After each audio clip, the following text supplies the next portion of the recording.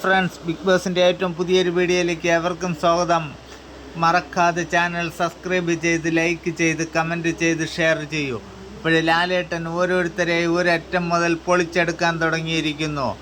ആദ്യം അനീഷിൽ തുടങ്ങി, അക്ബറിലെത്തി, നെവിനിലുമെത്തി, അതുപോലെ തന്നെ ലക്ഷ്മി തമ്പുരാട്ടിയിലുമെത്തി.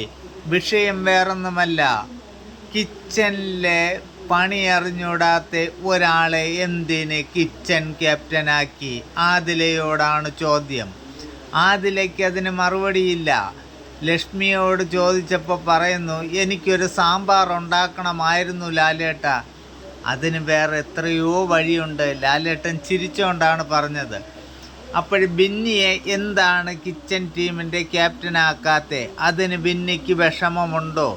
അതിന് ബിന്നിയുടെ മറുപടി എന്തായിരുന്നെന്നറിയണ്ടേ?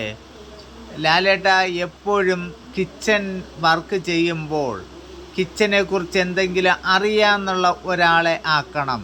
ലക്ഷ്മിക്ക് ഒന്നും അറിയത്തില്ല, അവൾ വെറും ഒരു മടിച്ചിയാണ് എന്നാണ് പറഞ്ഞത്. നെവിനോട് ചോദിച്ചു, നെവിൻ എന്തിനാണ് ഒരു പാത്രമൊക്കെ കരിച്ച് പൊട്ടിച്ചായിരുന്നല്ലോ. അപ്പോഴേ നെവിൻ ലാലേട്ടനോട് ചോദിക്കുക, ലാലേട്ടൻ എങ്ങനെ അറിഞ്ഞെന്ന്. ലാലേട്ടൻ്റെ ഈ ഷോയിൽ ലാലേട്ടൻ അറിയാതെ ഒരു ഈച്ച പോലും പറക്കത്തില്ല മക്കളെ. ലാലേട്ടനെ നിങ്ങൾക്കറിയത്തില്ല.